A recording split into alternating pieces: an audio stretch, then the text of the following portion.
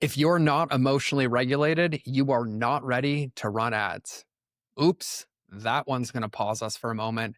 My buddy Mitch built a successful marketing agency over the last 20 years by focusing on the one thing that most entrepreneurs ignore, and that's their inner world. This episode isn't just about strategy, it's about building from alignment or emotional groundedness so that the external game doesn't burn you out.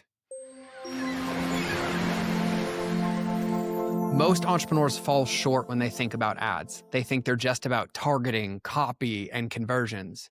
My buddy Mitch, the beardpreneur, says it actually starts with nervous system regulation, or your ad campaigns will expose every single thing that you haven't healed about yourself.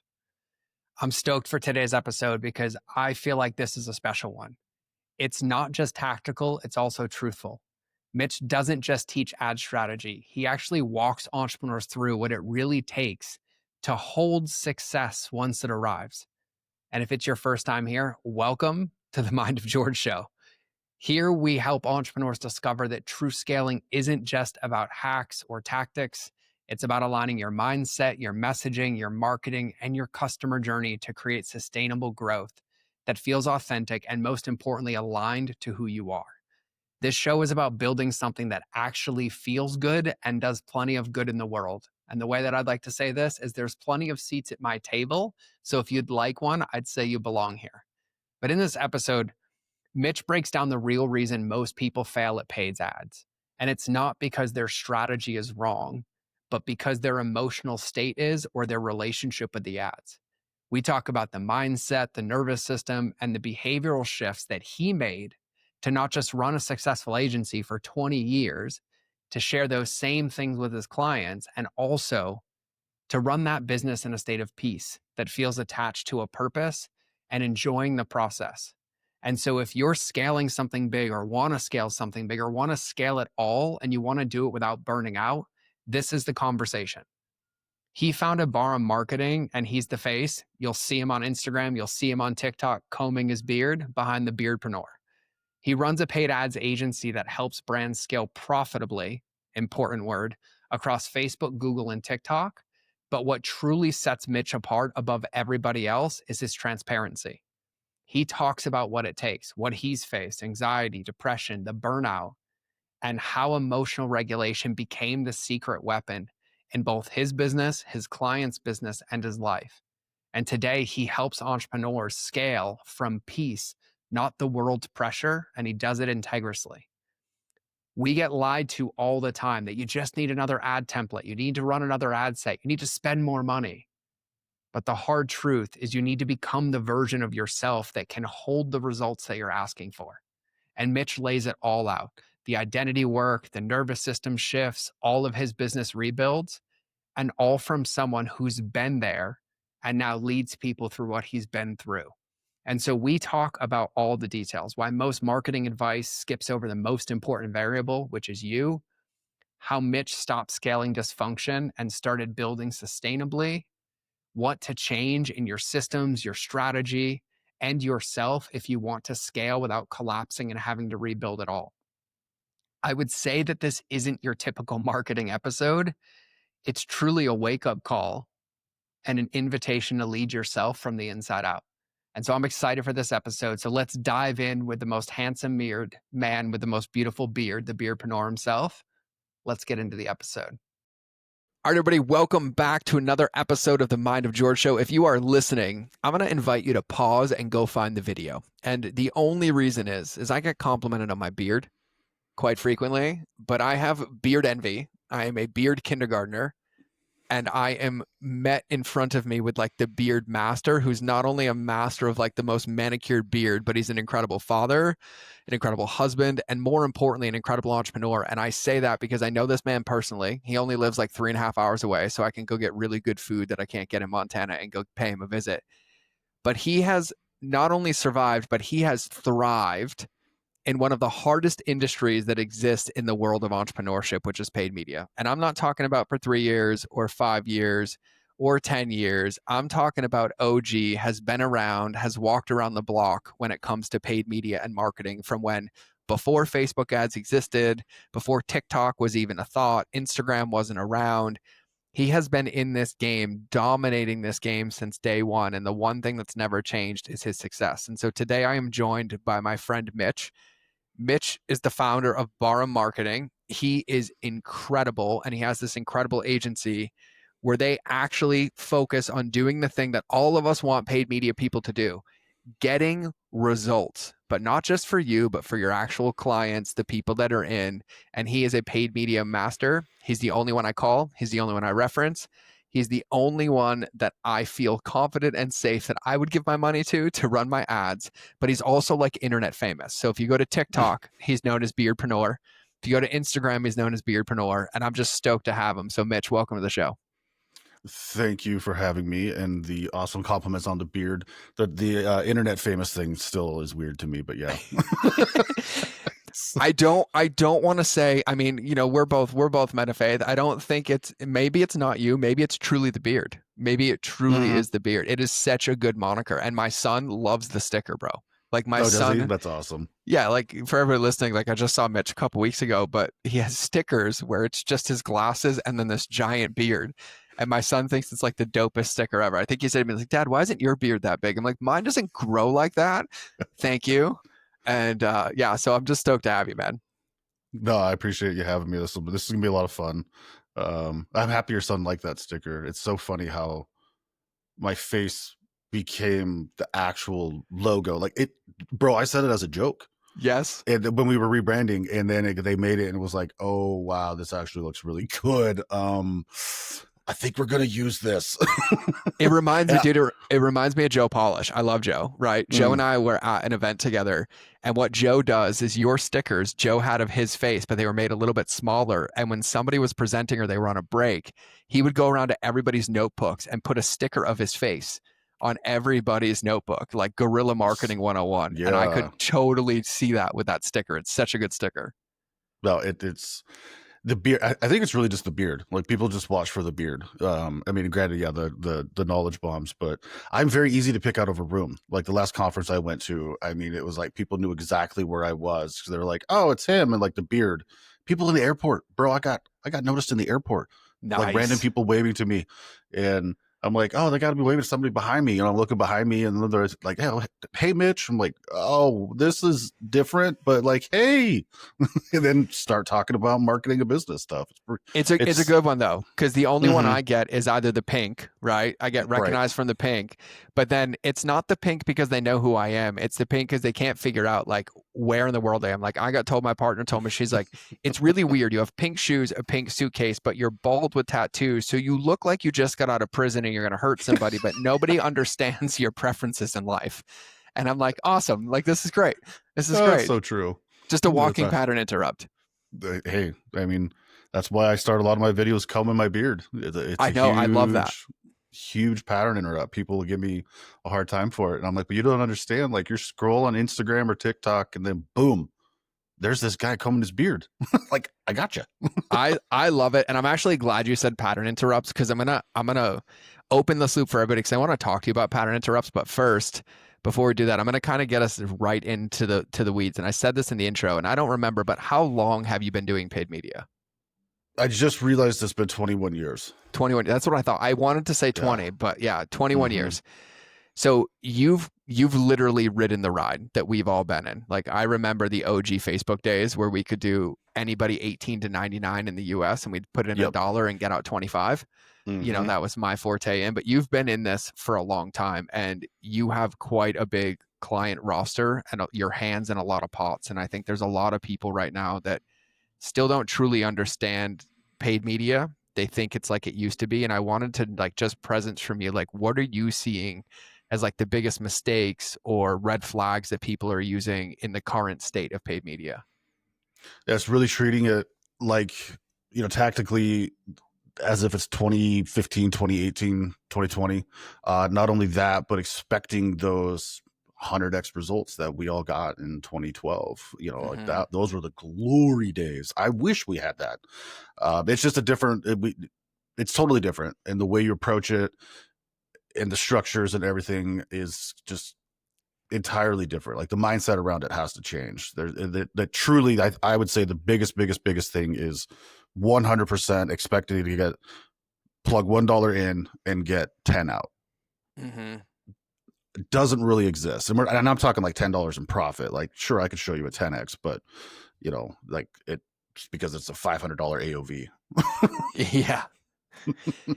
Yeah, and I'm glad that you said that, because I also think one of the things that I think I've noticed, and I would love your thoughts on this, is I also remember not even like just back in the glory days, but even back like 3 years ago pre-COVID, where we could see a tangible result in a matter of days or weeks. But what I've seen now is like our measurement windows have to be huge. Like it's not like you can throw money in, like you need to treat it like and have a strategy and understand all these points. Is that true for you too? Oh, 100%. I mean, the buying cycles have lengthened tremendously just from a consumer buying behavior standpoint. Um, understanding that is huge. It's yeah, I mean, back in the day, you could get like same day results. Mm-hmm. But there's so much more competition. We're inundated with ads. I don't even know how many hundreds of times a day between, Facebook, TikTok, Instagram, TV, radio, your podcasts, and so it's like it takes us all. The old 7 day, took 7 touches or seven. Yes, I think it was 7 touches. Yeah, yeah. That was actually a completely false number. It was made up back in the day. But like, Yep. and so trying to educate like clients and followers and people that it's never really been 7. Like, yes, you have your knee jerk purchasers, but truly it's like 20 plus. Yep. I think even Google did a study where it was like hundreds of touches Hundreds. to buy a Kit Kat, and an airline ticket was like 500 touches, not 7. Yes. Yeah, and I actually think it's a valid point. I think I've talked about this on the podcast before, but I also, for anybody listening, a touch is really you coming into somebody's awareness. It doesn't Yeah. necessarily mean they're like watching your whole video, right? Like I always joke with people, like billboards, everyone's like, I would never pay for a billboard. I'm like, yeah, but people use them still because they're effective, right? You Mm-hmm. can't measure it ROI wise, but when you drive down the same road 100 times in a year and you see this tire shop, and then all of a sudden you get a flat tire and you're like, I don't know why I pulled into this one tire shop. I'm like, I know why, but that's a touch, right? Right.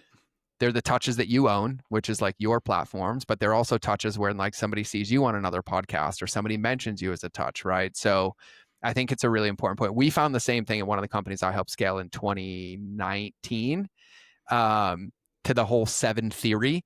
To buy Mm-hmm. like a $50 protein, we measured it and it was around like 110. Oh yeah. And it kind of broke everybody's brain. And it wasn't like this overnight thing. It was like in a 45 to 60-day window. Yeah. No, there's a supplement company we work with, and to buy a $34 pre-workout, it's taking 58 clicks. I'm only measuring clicks. 58 clicks. So like organic, organic content, organic search, direct to the website, clicking on the ads. It's like, holy moly, to buy. I'm the king of grunt style clothes. That's all I wear. You know Yep. this. It will still take me months to buy a new shirt. Mm-hmm. So Mm-hmm. it's just very different than what it used to be. And there's so many different factors that go into it, but it's just that, yeah, that old 7 day thing just does not exist. And the prices back in the day were fabulous. During 2019, 2020, it actually not, I shouldn't even say it felt like number wise, it cost per purchases, cost per leads, we're down to like 2015, 2016. And I had that business during that. I had the agency and then an e-commerce business at the same time. And we actually spent more in that e-commerce business during that time. Even though I needed gyms and bodybuilding shows to be open, we pivoted our messaging and product offerings and still grew 25% through that period of time that we should not have grown. Mm. It was just so cheap. It was like, why not? Yeah. Why not capitalize it, Yeah, you made, when you were saying that, it like made me realize when you were talking about grunt style shirts, like even for me, like, buying a new pair of shoes, right? Like I'll look at them, I'm like, oh, they dropped this new colorway. Like I'll leave it open as a tab in my browser as like my Oh yeah. to-do list in the future, right? And then I'll forget about it. Then I'll hit like an Instagram ad. Then I'll see their name pop up in my email. And then like, oh, but do I really need these shoes right now? And I'm like, no, not yet, right? And then I look down one day and there's a hole in my shoe. And I was like, oh, that tab's open on my browser. Yep. I'll go buy it. And I think what I see happening, and I would love your thoughts on this, is that because when ads started, like paid media wasn't really a thing. We were around in the birth of it, right? Which was this whole new mechanism and model that didn't really exist before. And there was definitely an advantage to go to market strategy first, but it kind of gave everybody this false impression of what paid media was.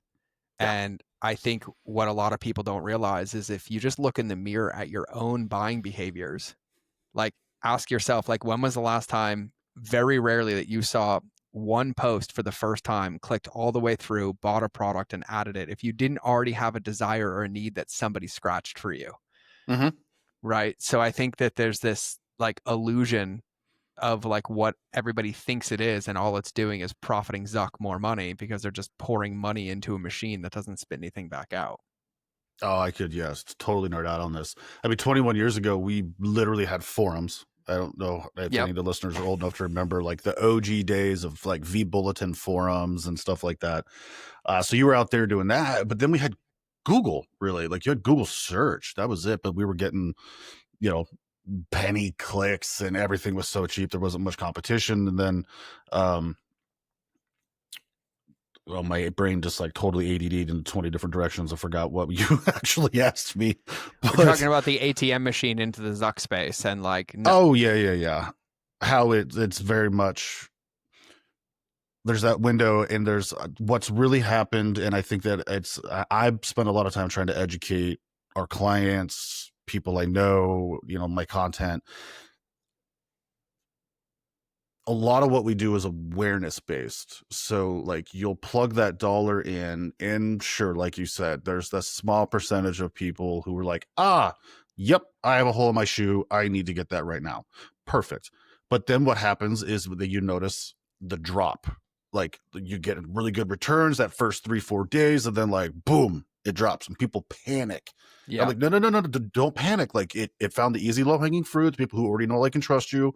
Now it's truly prospecting. Now it's truly going out and finding those people who have no clue about you, and they need to build that trust. They need to see you multiple times, whether that's your organic content, paid ads, emails, however, like that whole entire customer journey, which you're just an absolute beast at. Mm-hmm. And then it starts to pick back up.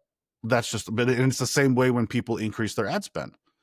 I know there's going to be about a 3 to 7 day dip, because now we're casting a wider net and it's going out and finding more new people to bring in and shove down the funnel.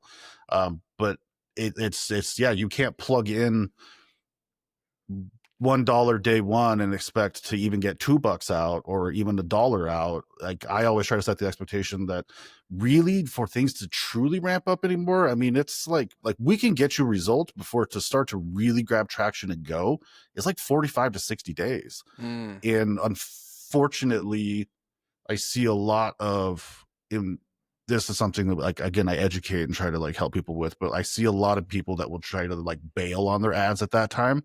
And it's like, no, like it's just starting to grab. If you hold on, it's going to rip. And the people that have like stuck with us, we've 2x'd, 5x'd. Like we had one client, we 5x'd in 4 months. Another gal who came to us, and it was a little bumpy for the first 45, 60 days, because just kind of finding that groove. And this was just on the Google side.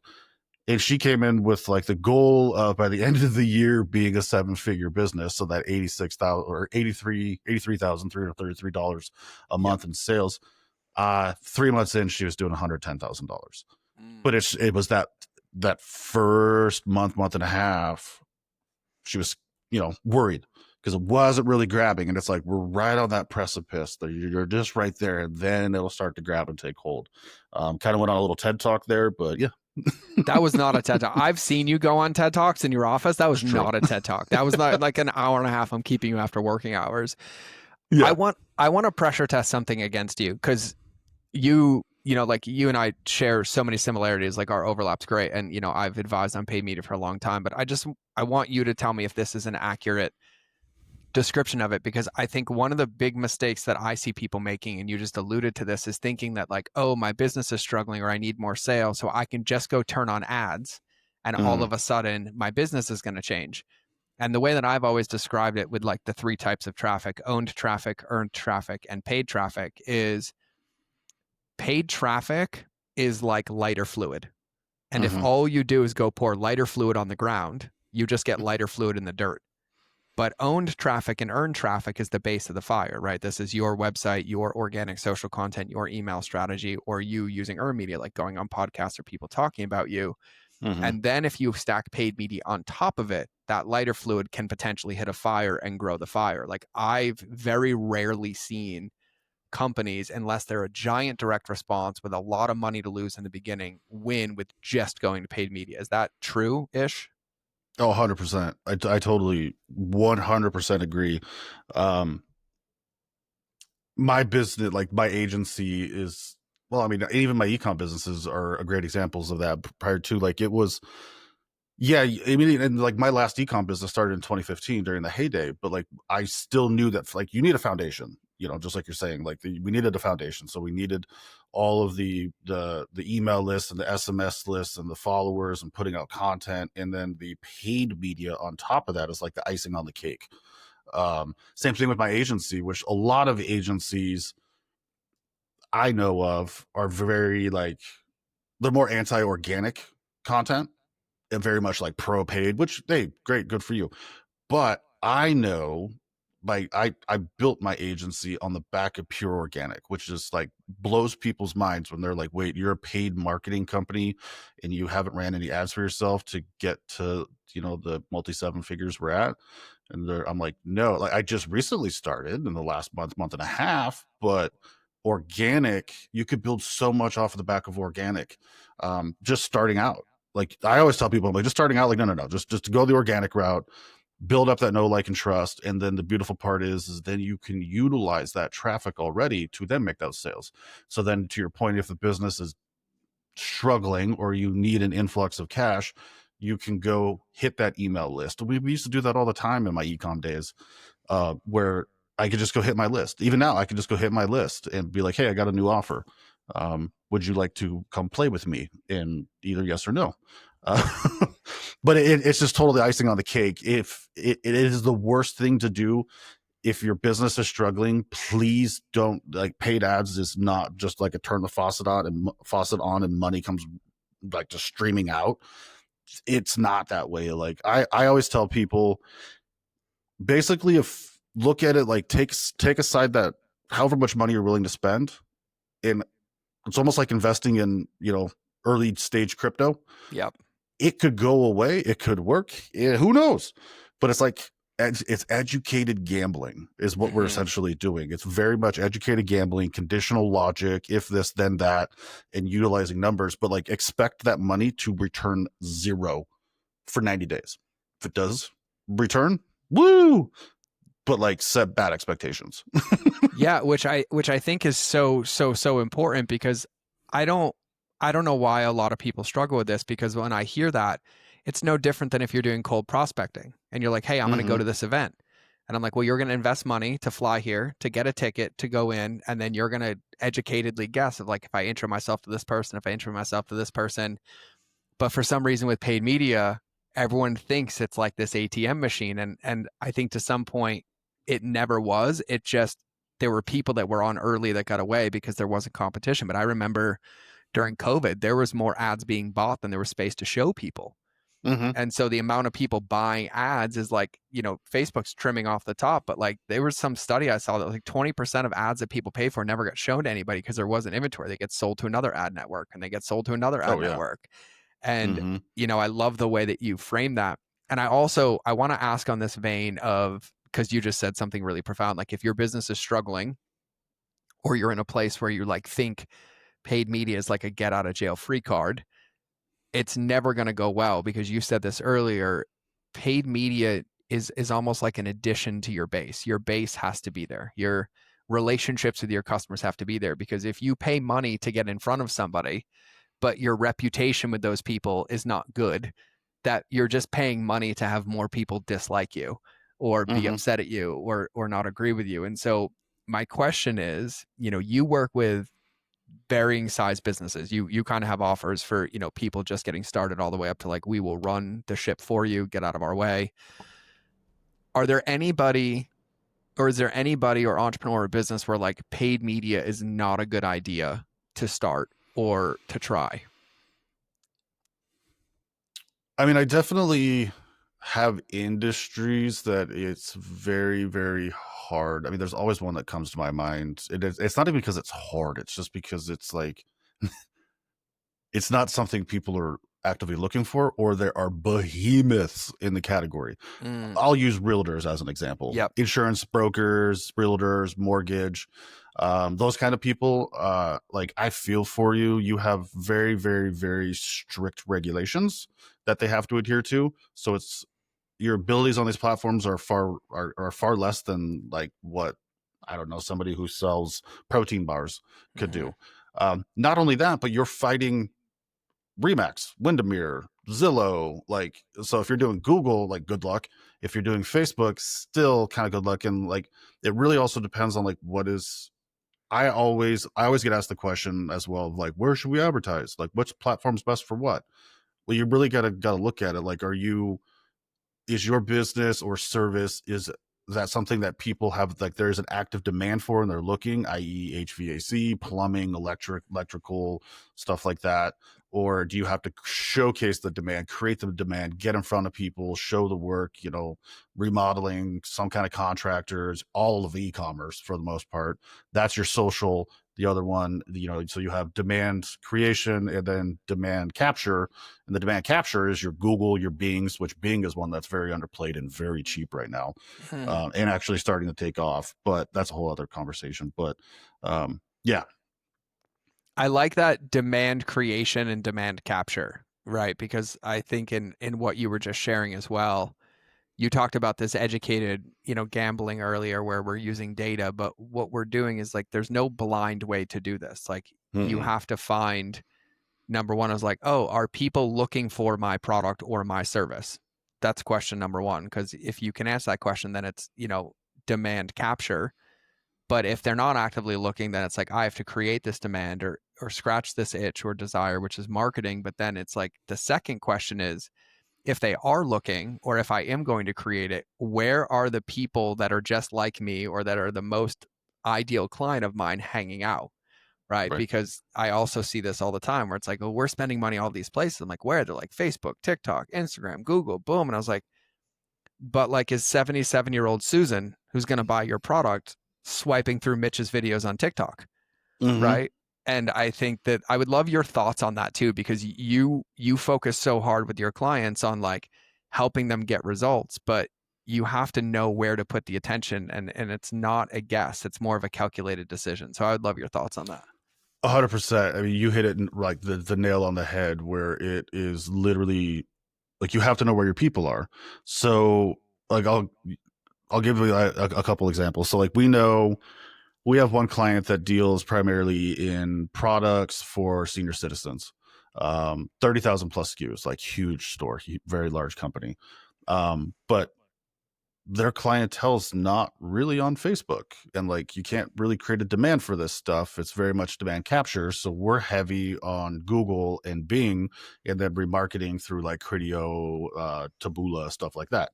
But we know that, so we know the ideal avatar for that customer is likely the son or daughter, the child, or something of that relationship to somebody that is likely 70 plus years old. So we need that like 50 to 60 year old, 45 to 60 year old. And yeah, they are on Meta, but they're not on Meta enough. Conversely, I'm trying to think of another brand. There's so many other brands, but it's like cold plunges. Like, yeah, people go and like search for stuff like that on Google, but from what I've seen, it's a lot more informational versus transactional. And then the transactional side comes from after they create the demand from Facebook. But then knowing where to allocate that money comes down to the data. So like, for me, it's very much data driven, in the sense of like, we use programs where I could see the actual entire customer journey. So they Mm-hmm. clicked on this Facebook ad, then they went and did an organic search, then they did this, then they did this, then they did this. So we can allocate the money appropriately.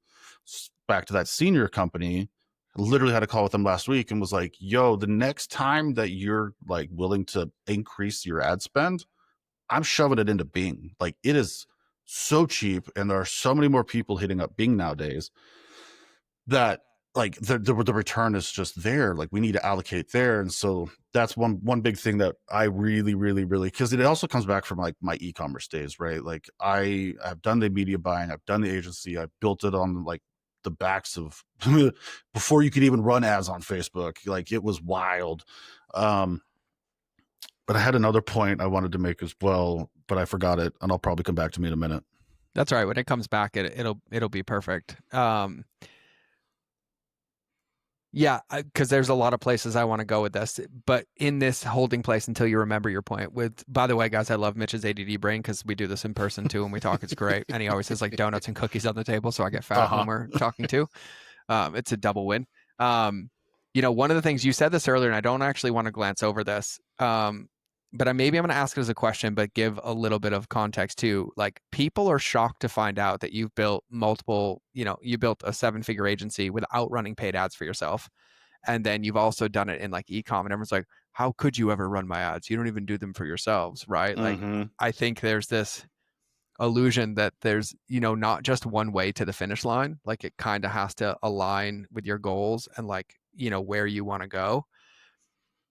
Is there any inclination for you, right? Because like you learned paid media by like getting an itch to scratch and you're like, I want to go learn this, right? And then I ended up doing this, right? But you have clients who hire you to run it for them. Then you have clients that you help like teach it to them. How do you delineate for somebody when they should be doing ads for themselves or they should have somebody else doing ads for them? It's a great question. There is a monetary monthly revenue level that like at some point, okay, it makes sense. Like you should have enough cash flow. You're in a comfortable spot. You have product market fit or product service fit. You're not brand new, no idea where to go, because this ties back into where I did remember the point I wanted to make, but perfect. It ties back into it because just starting out, like even that first $0 to $20,000, $30,000 a month, like you're not really sure who your ideal avatar is. You don't, and this is how granular we get. Like, and it blows people's minds because like I want to know, what do they watch on TV, what books are they reading, who are they following online, what are their hobbies, like where do they live, how many kids do they have, like and I've been doing that since it was before it got cool, like for 15 years, because that's what really helped drill down the actual targeting back in the day. But now really hone in that message and what will George resonate with message wise in actual like image or video versus me versus Joe Bob versus Jill, all these different kinds of people. But there's also just like not one right way to do any of this across ads. So yeah, like 0 to 30,000. At that point, like you should have enough, in my opinion, cash flow that an agency's getting you started. We're not going to be taking a huge chunk after like 30,000 of your revenue. You got a little bit of saved up. Then you can start dipping your toes in the water. And then as you don't need to throw all your money at it right away, like you can scale into things. Don't let anybody tell you that like, oh, the more you spend, the better it's going to get. Like that's not true. I hear that all the time. Well, if I spend $1,000 a day, won't it be better? And I'm like, no, that's not how it works. If that's the way it was going to work, like we would all do that. Like that's not you have to scale into it. So then at that point, like you also operationally, in my opinion, at like $30,000, $40,000 a month, you probably have an employee or two. Maybe you have an assistant yourself, whatever, but you need to start offloading tasks from your plate. Now we get into like the whole operations of things where it's like, okay, now I can't be doing everything. I'm not even looking at my ads anymore as the business owner because it's just an afterthought because I'm busy shipping orders or fulfilling delivery for clients or doing customer service, like all this stuff. Okay, I need to start offloading things from my plate to grow. Now let's go interview agencies. And I literally mean interview agencies, like interview them. Don't just ask for case studies, because can I just say like this one weird thing? And I don't do this, but when I get asked for case studies, I'm like, I could fake this, right? Yeah. I'm like, this doesn't have to be true. Are you really going to reach out to that person and like double check? Probably not. And they're not going to answer you anyways. That's my soapbox about case studies. We were in the same vein because I was gonna ask you about the lies that you see perpetuated in the industry. And truthfully, like I want to treat this like a dating service right now, like red flag, green flag, Ooh, right? yeah. And one of the red flags that I bump into as a coach and a consultant helping people like you scale is I'm like, they told you what? And they're Mm-hmm. like, yeah. And one of the ones you said earlier, like, if you spend more, you'll make more. And I was like, run to the hills. Yep. And then another one that I hear a lot is they just tell me it needs more time. And like, but they've told you that 12 months in a row, Right. right? Like, when is there, it's like this ongoing gaslighting. What are some of the other like red flags or the things that drive you nuts that you hear and you see? Because I agree with how you do business and you see this a whole lot more than I do.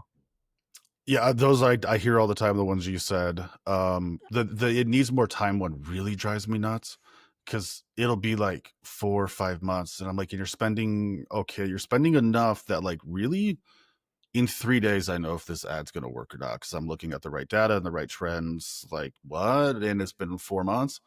Um, guaranteed, like any kind of guarantee.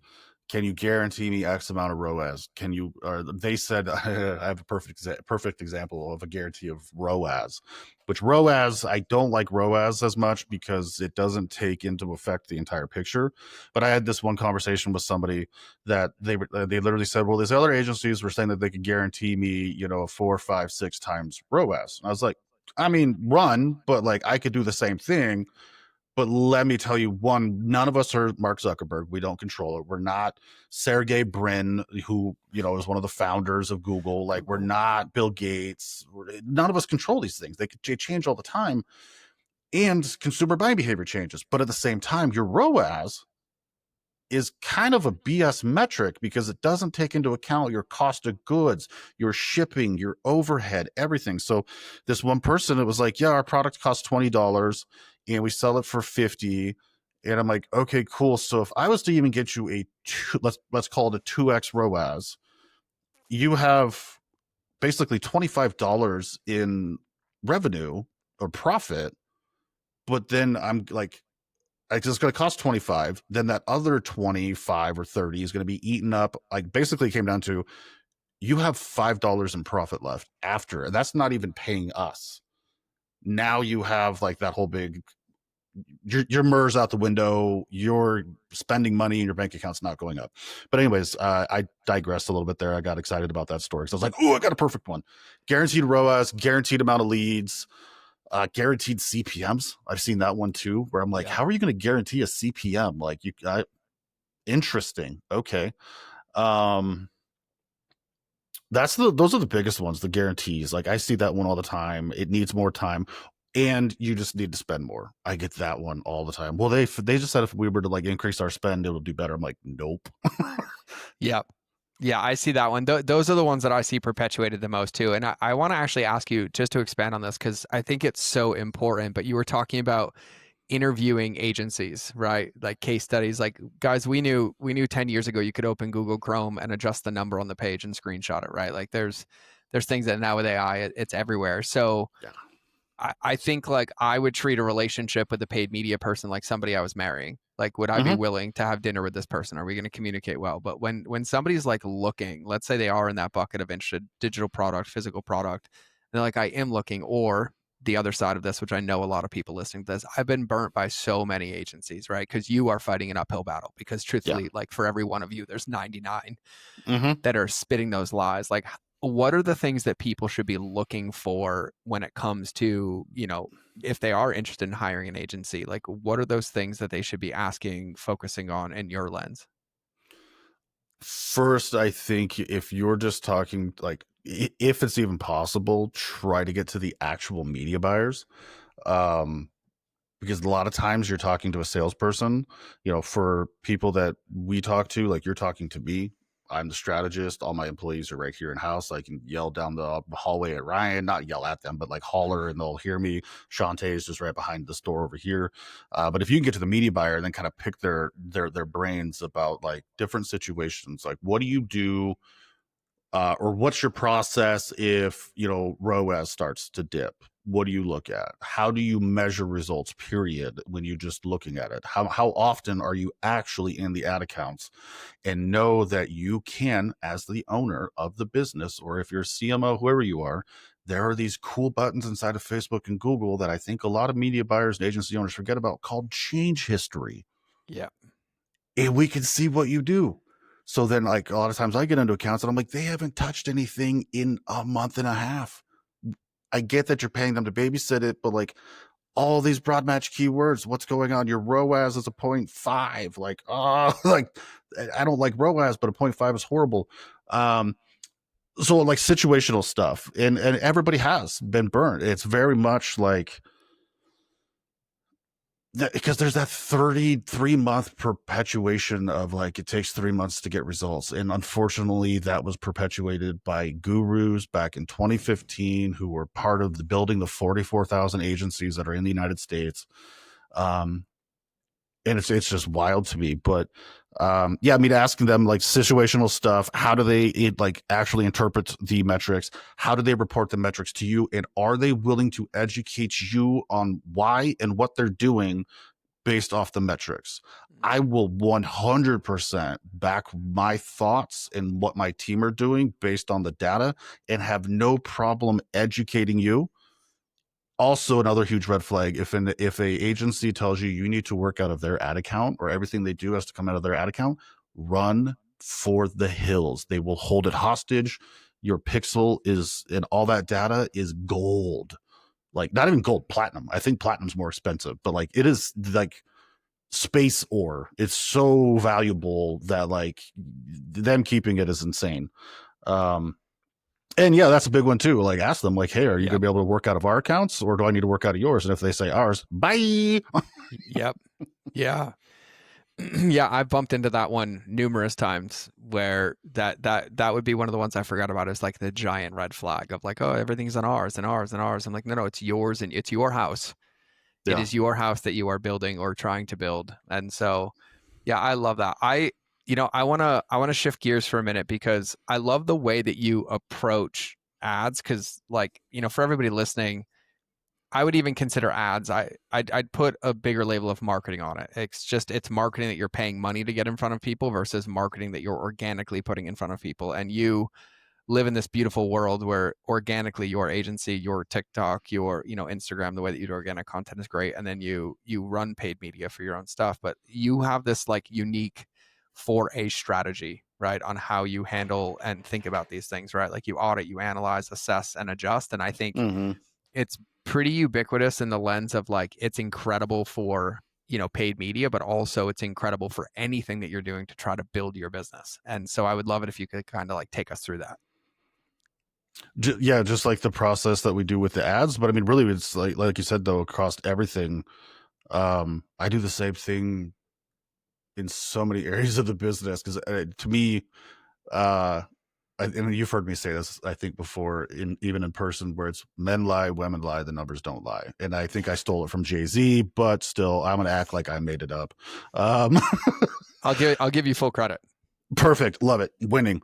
No, man, the data just like it truly tells a story. And that 4A process, it allows us to like, there's a process to, okay, analyzing and auditing what's working. Really, like, for me, the analysis is like kind of like that high level view. So say I'm looking at the dashboards or the reporting and the metrics, like, okay, great. And I always start at the end. A lot of people will start at like, junior media buyers, no offense to any junior media buyers listening, but most of y'all will start at the beginning and be like, oh, here's the CPM and the click-through rate, winning. I'm like, I don't care about those. I care about the end metrics. I care about your actual closed sales, your actual purchases, your actual profit. Then we work backwards. Then like the auditing gets wild, because I get granular. I'll break it down by week, by day, look for the trend of where is it possibly going, how is it breaking. Then it comes down to like, okay, what's either breaking or what's working. Can we iterate more of what's working? And then what's breaking, like, what part of that is breaking? Is it the hook rate? Is it the hold rate? Is it the clicks? So we just have a kind of crappy ad period. I want over 1%, which really sounds small, but I want over 1% click-through rate, because I think the standard on Facebook now is like 0.5 to 0.7. But if you can get over 1%, you're winning. And then, CPM. I care and don't care about CPM just because like it's one of those, it's a competitive metric. So if you're in skincare or cosmetics, you have a very high CPM because it's a very expensive industry. You're fighting, Kylie Cosmetics and all these other people on these platforms who they just don't care about what it costs, right? Um, but the same thing can be taken across your entire business. It's when I needed to work on the customer journey, when we needed to work on retention, breaking it all down. I have I think it's 10 foot. I cut a couple feet off my whiteboard so it fit on the wall, but it's basically an 8-foot whiteboard on the backside of this computer screen to like just write things out and then find like I'm like analyzing and then I'm auditing and then I'm going, oh, this is where we need to adjust, and then basically implementing all of it across every channel of just business. I mean, even your own personal life, you can do the same thing. Mm-hmm. It's just data doesn't lie. Like feelings are feelings, and that's great. But if I'm looking at the numbers, I know exactly what to fix. Yeah, I love I just love the focus of starting from the end in mind with everything that you do, because what I was going to ask you about earlier was pattern interrupts, right? And I think one of the mistakes that I see people making with organic content or even paid media content is just focusing on that like first second, but not knowing where that attention's going to go. And I used to say this all the time. I was like, everyone thinks like we've heard this. I hate this lie. Like you're monetizing attention, and I'm like, actually, I don't want to be, because attention without a next step is a liability. Like it doesn't do me any good to get Mitch's attention and then you don't remember me. You don't know what to do next. You don't know to do anything, right? So many people focus on that dopamine hit in the Mm-hmm. very, very beginning, but they don't focus on like what follows it. And I think, to everybody, it's starting with the end in mind. It can be customer journey, it can be client work, it can be, operations, it can be any of those things. But starting from the end in mind is like, what is the result that I'm trying to create? Right. And then, Right. okay, what happened right before that? What worked? What didn't work? What happened right before that? Like, what did I feed into that?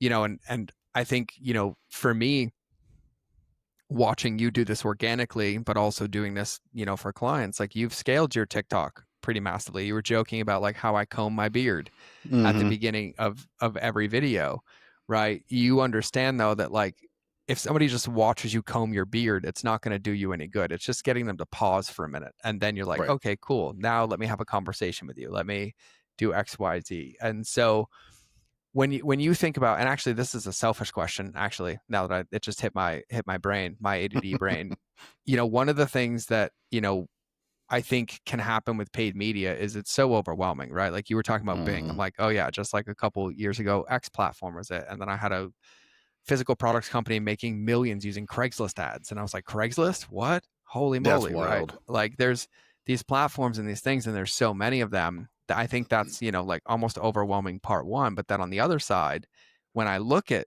like organic content or paid content, there is videos, there's text, there's images, there's testimonials, there's case studies. Like, how do you even begin to play? Like, how do you even begin to start? Because it feels like there's 867 combinations that could go. And I know Mm-hmm. data is a good answer, but I'm just curious in the things that you see, like where do people go wrong and where should people focus their energy more on like getting it right?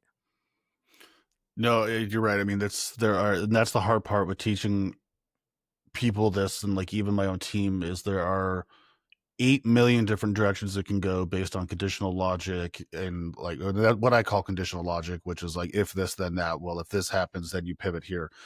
Foundationally though, this is one thing I always tell people is like foundationally, just starting out, no matter what industry you're in, if you're ecom, if you're lead gen, like structurally, foundationally, everything's the same. um I like to say if you could do ecom, you could easily do lead gen. Like, and it's a little bit harder to go the opposite direction, but like ecom is the beast of it all. Lead gen is still a beast. I don't want to like downplay it like, oh, it's easy, but like foundationally, it's all the same. And when it really comes to starting, is like one, just knowing where your customers are. That's like step number one. Ignore all the other platforms. If you're literally just starting out, start with one platform, whether that's Google or Meta. I would say start with those two, one of those two. Then let's Google. Then it kind of depends on like, are you e-commerce or are you lead gen? Like lead gen, Yep. you're typically sticking with search. need to know the keywords, and I can get like all nerdy on that. But like Google's a little bit simpler in the sense of you don't need the creative aspect. Even on the e-com end, it's shopping and PMax to start out. Then you get into the more crazy advanced stuff. But like, okay, to your point with the images and the videos and everything else, where do you start? There's kind of a core four: your founder story, your benefit explaining your it's like educational / like benefit educational videos, your us versus them, and then if you can or you have them, UGC testimonial videos. Like, and I'm not saying like you go and pay Jennifer the influencer $5,000 to get this video, like your actual customers, because it comes across so raw, so authentic, and like their passion and love for your product or service really comes through. Then you start with those, and you just create your campaigns. Then you can like, then it gets a little, that doesn't get more complex, but yeah, there are like actually, I believe 12 different variations of ads that we do cycle through. And the other trick, that's not really a trick, but one thing I always like to tell people to pay attention to is like, pay attention to your own feed, because this will be a leading indicator of where you should move to. Because when everybody's going left, you want to go right. So when everybody's going video, which 15 years ago, nobody was doing video, and we were killing it with 7.5 minute videos. Yep. Crazy returns on them. It made no sense. Killing it. So we were doing video, manually captioning our own videos in Adobe Premiere. Like, please kill me. That was horrible. Yeah. 4 hours to caption one video. Like, I would take my phone, put it on like the voice to text, and then put it up to my speaker and let it play out, and then just copy and paste them in. I finally figured that trick out after many videos later. But when you see your feed is just nothing but video ads, pivot into image ads. Or let's say you're an apparel company, a jewelry company, a fragrance company, even a supplement company. If you're not seeing a lot of carousel or catalog style ads, the cards that you can scroll through, throw one of those in the mix. So like you almost want to do the opposite, which is, like, I hate to say be on social all the time, but like just when you are on social, pay attention to your feeds, because you'll notice, like, obviously TikTok's a lot of video, but if you're on Facebook and Instagram and all you're seeing is video ads, or substantial, a lot of them, go the opposite direction. You'll find typically the costs are cheaper because there's more static image inventory or more carousel inventory than there are videos. And I think I'm gonna recap this because this was a bomb point. To your point, you going right when everyone goes left also serves as a pattern interrupt, because people get, ocular exhaustion. They see the same thing. So it's like boom, boom, boom, boom, boom, boom, boom. And then all of a sudden there's an image or a carousel or something different. Like even on TikTok, I'm not on TikTok often unless, my partner sends me a TikTok to watch about something. But then I'll scroll for a minute and it's like video, and I skip them. But then when there's a static image of text with a swipe on TikTok, I'll actually read it and then I'll swipe to the next thing. And there's a video on the second card, not the first card, but I'm like, oh, I kind of had the choice. So, I wanted to highlight what you just said because I think it's so important, in the lens of paid for sure. But I think even realizing anybody listening to this service-based, when Mitch says lead gen, it's like anything service-based. We're trying to get attention to, convert them. And then e-com is physical products.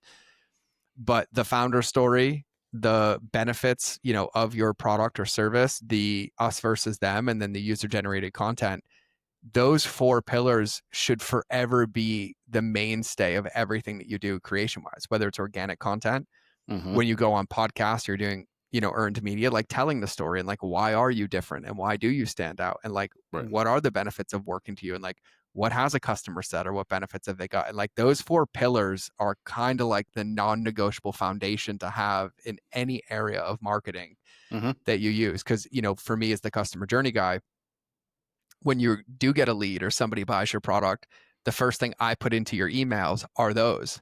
Like I tell them why now that they have the product, but why they should care about the founder and how they can support the mission. And then I'm like, and by the way, like, here's some information to share with your friends. Like, here's why our product does this and we do this. So you can go do us versus them for us. And, then we solicit and ask, like, if you ever tag us on Instagram, great. We save those videos, but it's also the best research that you're going to have. And it keeps you plugged into the tone of that business, because I think, and this isn't a Mitch talking point, but it's a mine. Mitch focuses on getting his clients results, but also as business owners, we have to understand that there is no shortcut to success. Like your product and service actually has to get people results as well. And I Mm-hmm. watch people try to like pull teeth of like, I'm trying to get more people in the door. I'm trying to get more people in the door. I'm like, yeah, but there's more people leaving out the back of the door. So let's start with the end in mind. And let's Yep. say, like, how do we keep more people before we put more people at the table? Because if Mm-hmm. not, you're just in this never ending cycle of like burnout over and over and over again. So Oh, I love 100%. that point. I love that M- point. Marketing can only sell crap for so long. You Mm-hmm. eventually get caught. Um, and you have to fix that, whether it's crappy customer service or, uh, you have to plug the hole in the boat before you try to go any further. And I've had to do that numerous times. Like it's not, I always like want to make sure people understand that, because there's not a lot of behind the scenes of like, oh, all the trials and issues a lot of us had. And I've honestly been on a few podcasts recently where like that's all they're focused on, which I love it, because it's like y'all don't. I mean, we have the same struggles. Yep. We're not. I'm not perfect by any means. I have had to plug holes in the agency boat. I've had to plug holes in my ecom boats. We grow, we break it, we have to fix it. Yep. But no, 100%. I mean, it's those foundationally. I love that as you were talking, getting to the email point. I was like, I was thinking email. Like it's the same way in email. It's the same way in SMS. It's the same way in organic. That's just the foundation. Then you can branch off into 1,000 different things. 1,000%. And the way that, and I'm so glad that you say that. Normally, I talk a lot about like the trials and tribulations, and I think the boat analogy, plugging the holes in the boat. You just said it, and I'm glad that you said it. But for everybody listening, like when you scale a business, even for some of you listening, when it's going from 0 to your first 10K a month, Mm-hmm. that's going to naturally create leaks because you can't focus on everything at once. But to get from 10 to 20, you actually have to plug those leaks, and then the boat breaks in capacity and then creates more leaks at the next level. So there's not 100%. there's not a finish line to this, No. right? It's more so this process of focusing on, what genuinely moves the needle. And what I love that's been like an undertone of a lot of this conversation, and I love your Jay-Z quote on it, is like, men lie, women lie, numbers don't lie. Mm-hmm. Is there, we have to have this healthy relationship with the data inside of our business, right? Like I had a client on a call earlier, and he's like, when I'm investing in businesses, the first thing I tell everybody, I'm like, if your next client doesn't teach you something on how to make it easier to get the next one, I'm not investing in your business, because as you continue to do this, you're Mm-hmm. supposed to be learning in the process so that you can be efficient Mm-hmm. and then control those levers. And it's no different with paid media, organic media, none of it. It's all the same. So I'm glad that you called that out, because I think it's super important. And, before I forget, I follow you on all the socials on Beardpreneur, but holy moly, that was a big strike of lightning next to me. Dang. Thunderstorms. My son's at an outside camp right now. Oh gosh, get inside. That's all right. We're in Montana. They'll be fine. Let's put some hair on his chest. He'll start growing True. his beard early, right? Yeah. He's like, Come home Dad, with a full beard. I don't ever want a beard. I'm like, what's so funny is I said that my whole life too. And then I got out of the Mm-hmm. military, and I was like, now I have a beard just like my dad. Here we go. I There was you like, go. so I envision my son having a Mitch beard at some point. Um, but you know, first place is, where's the best place for everybody to connect with you? Instagram, TikTok? Honestly, probably Instagram, TikTok, but yeah, Instagram as on the @Beardpreneur page, 100%. Okay. All the content gets posted there. DMs are a little bit easier for me to actually know I have a direct message. TikTok is horrible about letting you know, like, hey, you got a bunch of people in your request folder. Instagram actually notifies me, so it's a lot easier there. Yeah, I love it. I love it. Yeah, and the reason I say that, everybody, is like, also, Mitch is a friend of mine, but also as an example, right? Because a lot of people listen to this podcast, I know, like I'd say probably 25% of them dabble in like paid media. 75% of them probably live in the, organic earned media side. But, you do both really, really well. And even this conversation that we've had, like knowing your numbers and knowing the data, and like, how are you making decisions in the business from a lens of marketing or growth? Are you starting with the end in mind and reversing back? I want everybody listening to this to also hear, like, any point that's made about paid media, including Mitch's content, because I consume Mitch's content, is equally applicable to organic content or Mm-hmm. earned media content, because underneath it, it's all marketing. It's just one vein we're using money to do it, and the other vein we're using platforms and effort like Instagram and TikTok, but the principles are the same. And so I would say, in listening to this as well, like make sure that you follow Mitch at minimum, just so you can see it and you can consume it, because Mitch has also built a massively successful agency organically in the world where there's 44,000 of them, 99 out of 100 are lying to you and Yeah. selling you snake oil, and then they're all using paid media to get it. And he's like, oh, I think it was funny too. I think I heard this when I was just with you. It's like, you were just at a mastermind and everyone's like shocked that Yeah. you don't use paid media to build your own agency. And it's not that you Mm-hmm. can't or that you won't, but it also, and I think this is an important note, and I'm speaking for you, it doesn't match your desire for the end state of the business. So it's Right. not that you can't do it or that you won't do it. You're like, no, I know my end goal and where I am. And in this season, I'm choosing to do it this way, which I think Mm-hmm. goes to our point earlier of like, there's no one way to get to a destination. 100%. It was very shocking to a lot of them that it was just like, wait, you don't run your own ads? I'm like, no, it's just content. Like, we have a process in place now, but the thing with content, and I know you'll agree with me, but it's very much like the content. Don't make it, no matter what kind of business it is, don't make it self-serving. Like, Mm-hmm. give, give, and trust me, the universe, God, whoever, will give it back to you tenfold. Tenfold. My content is, I don't think, George, how many times have you heard me even have a call to action in my content? I don't remember any. Yeah, like, I just don't. I mean, it's like, hey, this is how we're doing it, because I operate from, yes, I have goals. Yes, I have large goals, but it's not to just like line my pocket. I'm just crazy and have really large goals. But I also operate from a place of abundance. Like, there's enough to go around for everybody. And if I can help Sally in her small business through my social media content that is super granular, get better results, and grow, hell yeah. Like, that, I get such a dopamine hit off of that, where people will comment like, you helped us get our, like, just my free content, not even me helping them, Yep. like, from the content, get their like lead cost from $190 to $9, just Yep. going out and implementing and taking that action. And same thing with organic stuff, like you were saying with organic, like, it's all numbers. You can analyze the numbers and see what resonated, what didn't resonate, where did people fall off, and then iterate more on that, but do it in a non-self-serving manner. Like, I just love to give. I mean, that's the biggest thing is, and even if, like, hey, if anybody that comes and follows me, shoot me a message, I will answer you and tell you what to do with your ads, without being like, hey, here's a Calendly link, pay me $500 if you want to talk to me for an hour. No, bro, I'm going to tell you exactly what to do.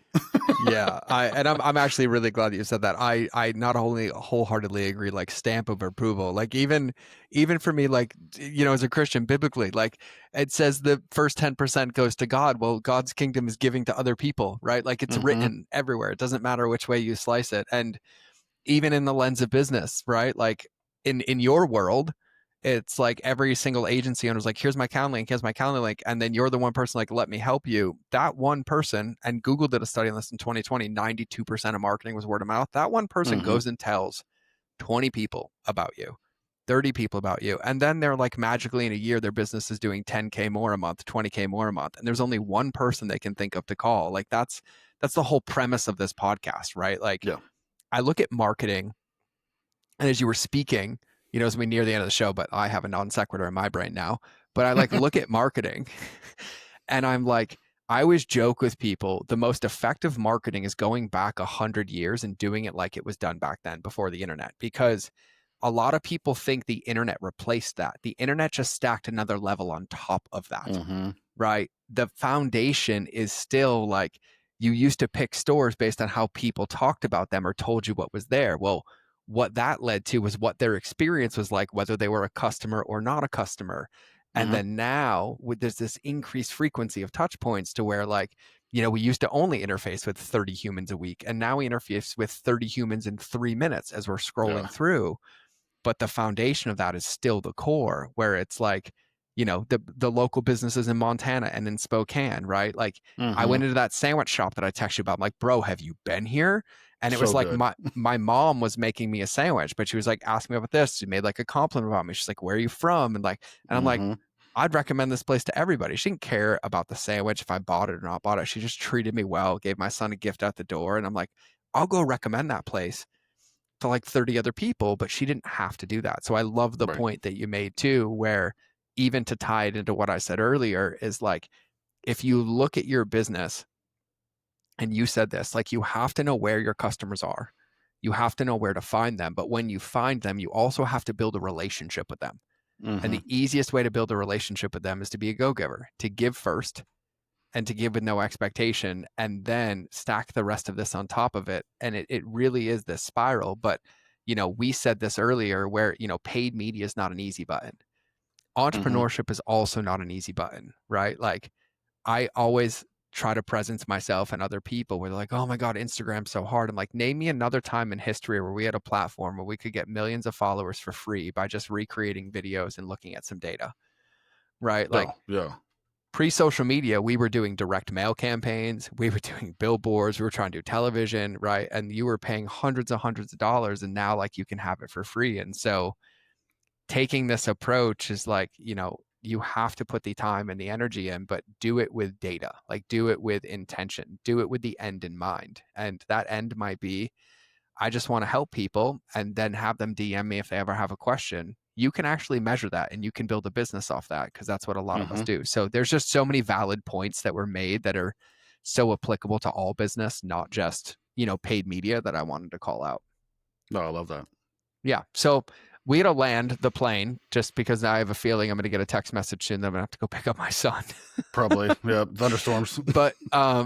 But I think, for everybody listening, I know personally the best place to connect with Mitch is on Instagram. But truthfully, if you have a question about content, if you have a question about marketing, Mitch is a marketing genius. If you have a question about paid media, like at minimum, shoot him a message, because I also know Mitch personally. You do ads for clients, but you also help people at the very early stages, like learn how to run Mm-hmm. their ads, right? Like, so like, what are the ways that people can like engage with you?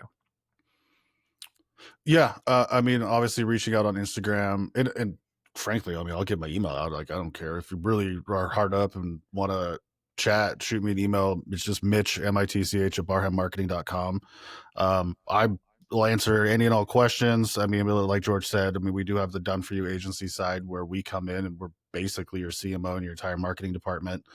And then at a lower level, because I got tired of watching people getting burned, I created this very low, not value, low dollar amount, $99 a month. It's a little group we have of, like some other agency people, smaller businesses that like they're not at a point that they should be outsourcing and they're new, but like I'm there with pre-recorded trainings every week. We all jump on a call, and I mean I'm fully transparent. Like I open up the books, I open up like how to read things.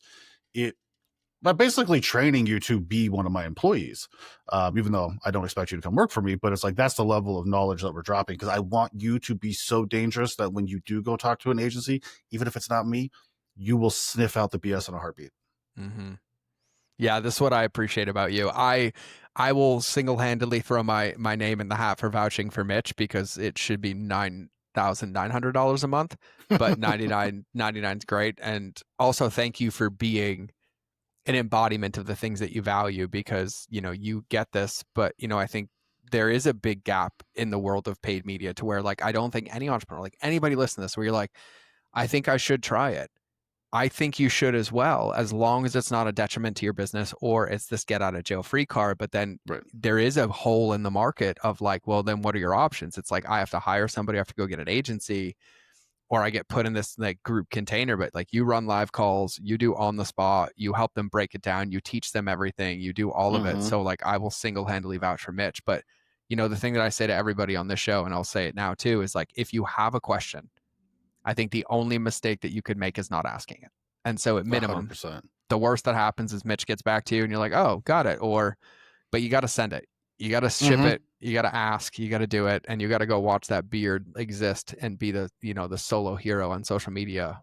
So at minimum for everybody, I would say reach out if you have a question, if you have a gratitude, a platitude, a thank you. This landed. Hey, have you thought about this? Hey, Mitch also loves this too. This agency did this to me. Send him that too, Yeah, please. because he's going to go rant about it on TikTok. I will. I Yeah. promise you.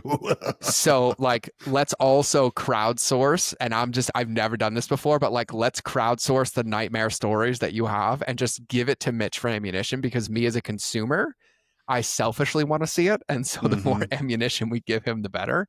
Um, I love it because you know I'll make that a whole series. Like I've done I it do, before, and I'll do it again. Like I do. And it just I'm, has to have to be called out. it does. I do the same thing and I love it. And so, shoot any my way too, and I'll do it as well. And so last question, just, you've been in this game of entrepreneurship for over 2 decades. You've been in what I would consider, I don't want to call it volatile, but one of the Mm, rockiest road industries, that mhm. exist. And you've weathered the storm, and not only weathered, but like you've thrived it. You've built a vision, you've built multiple companies, like you're always in it. Like, for anybody listening, like what would be your imparting wisdom for them to focus on, to remember, to stay true to themselves? Like any like life advice from the beardpreneur? Yeah, I was gonna say, can I go non-paid because Yeah, this is please. something that non-marketing related, and I've done this.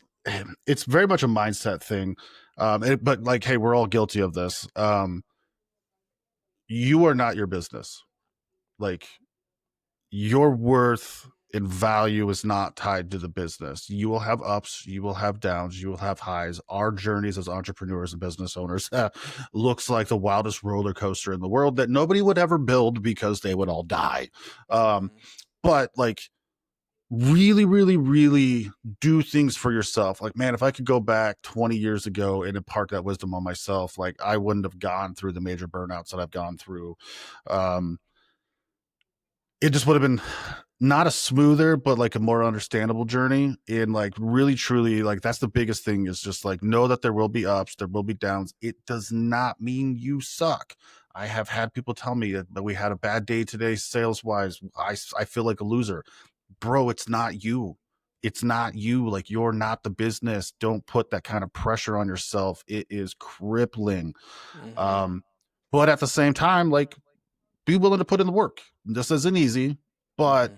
don't tie it so close to your identity that you spiral because something happens in the world. I mean, I had businesses through the '08 crash. That was rough. I Yep. had a business during COVID that needed gyms and um, bodybuilding shows and all these things to be open, and they weren't open. I felt like feel your feels. Don't get me wrong, feel your feels. But like don't make your feels so much attached to your identity in the business that like you get like sad and depressed or Mm-hmm. think you're a loser. Like, nah, we've all been through that. None of us Mm-hmm. just like did it overnight. um I don't know, it's just a mindset thing. Like I see it so much that out there and with the people that we work with and the people I Yep. talk to that I'm just like, man, like you're not your business. You're making the business, you're driving the business. It is no real it's not a part of your self-worth. Yep. Yep. Hopefully that makes sense.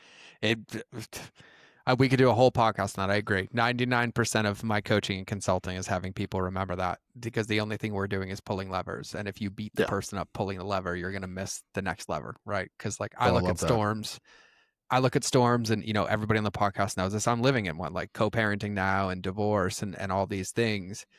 And I just remind myself that like my character is built in the chaos, but it's not my Hmm. identity. Like I don't have a goal that like my headstone says successful entrepreneur, right? Like Right. cool, right? Yeah. Like you didn't make it, right? And I always Yeah. joke too, for like all my, I have one of my very successful clients. I mean, they're all successful, but he's like, I love everybody's overnight success. He's like, it looks like my 10 years of making mistakes happened overnight. And it's like, 100%. no, it's like, to your point, it's behind you. It's like, just don't quit, but also everything is a learning lesson, everything is an opportunity.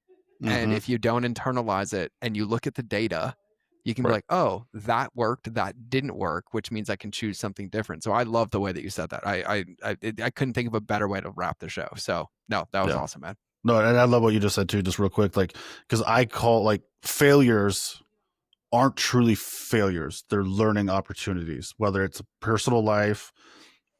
I mean, I've had to learn some hard lessons over my 40 years of life. Um, and even in business, failure is not failure, and it's just a learning opportunity. And if you look at it objectively and don't tie yourself to it, man, you'll be so much better off. Yeah. And by the way, I also realized in this moment, you and I could do another 2 hours of just and one more thing and one more thing, because I have like 100%. 6 more in me already. Because I'm like, Yeah. oh, and one more thing. What Mitch said is, I do want you to feel your feelings. Like, you're allowed to feel them, but you're just not allowed to quit. You're just not allowed to quit. You're just not allowed to quit, right? Like I always, and this is literally mine last. And if you want to respond, you can. No, but good. I look at my son, because you and I both have kids, and I look at my son who's like 8.5, and like I actually taught him how to tie his shoes yesterday because I've been really late to that boat because I just keep buying him Velcro shoes. Heck yeah. And but he rips the Velcro off because he's like a little madman. And so I was like, finally, I got to get laces for this kid, right? Because he like strips the Velcro off the shoe, and I was like, I got to teach him how to tie a shoe. And like I'm teaching him, and then he's like, "Oh, Dad, it didn't go through," and he's like getting frustrated. I'm like, the worst thing I could do as a parent, be like, you failed. Don't ever tie your shoe again. I'm like, okay, well, like, what happened? Like, what worked? And then last night, he's like, Dad, time me. And he's like, I tied him 10 times in 20 seconds. He's like, race me. And I was like, a day before, he was frustrated, but like he has to learn in the process. But the worst thing I can do is like gaslight him or emotionally abuse him in the process. And as entrepreneurs, it's probably the biggest thing that I see. And I fall victim to it accidentally as well, where like something doesn't go well. And I'm like, oh, this doesn't mean I'm a bad man, doesn't mean I'm a bad father, doesn't mean I'm a bad person. It means like, oh, I stepped in the wrong direction, or maybe I stepped in the right direction, but the road changed. Right. And so now I need to pause and be like, okay, cool, where am I going to step? So I think it's just such a profound piece of wisdom that all of us get to remember, because I think really it's a game of attrition. And if you can stay in the game and you can develop your mindset and you can stay positive in it and always focus, I think the one thing that we've all learned, and maybe you've learned this too, and I'll say this to end the show: if you think the current state of your business today is going to look the same in 5 years, I'm just going to invite you to believe in something different, because there's a chance that the speed of technology and the way the world changes and the way the market changes and consumer behavior changes, it's not going to. So just be ready for that change. It's the only thing that's inevitable is change. And so as long as you stay on the field, you can navigate those changes. Doesn't mean you're bad and wrong. It's just a part of the process. So I think that that's just a huge place. Yeah, absolutely. 100%. All right, brother. Well, I'm sure we're going to do this again. We'll probably do the next one in person. I'll just hit the road trip, but that would be a long show. Come on over. That'll be a long show because we'll both do 8 hours. 10 pounds. We'll put on 10 pounds in the middle of the, and for all of you that end up in Mitch's world, especially as a client, end up as a client and then have him bring you out to Spokane, because the girls will fill that office with everything you're trying to avoid as a healthy 41-year-old man. And then you're like, I'm not touching it. And by the time you leave, you have 2 plates in the car with you that you're eating on the road trip home. Brownie cookies, chocolate chip cookies, donuts I hadn't seen. And so like they love us with food. So we're all in for it. So for everybody listening, we will have the links in the show notes. I'll put Mitch's email into, just because I love that. I'll have the link to his Instagram, all that stuff. And just make sure you reach out. And brother, thank you so much for coming on the show. Yeah, no, but thank you. This was awesome. I appreciate it. Yeah, of course. All right, for everybody listening, it's been another episode of the Mind of George Show. I say it again. I say it all the time, but I will remind you, because Mitch dropped some wisdom. Like, don't let this episode become shelf help. Whatever landed that one thing, like, go take action on it. And if any point of you, any part of you had curiosity of like, God, if I could ask him this, or George, I wish you asked him this. I can't be in your brain, but here's the thing. You can just DM him and ask him. And here's the beautiful part. He'll answer. And so shoot him a message. Shoot him your platitude, say thank you, let him know the nightmare stories, whatever it is, but just reach out, build community, and have a beautiful day.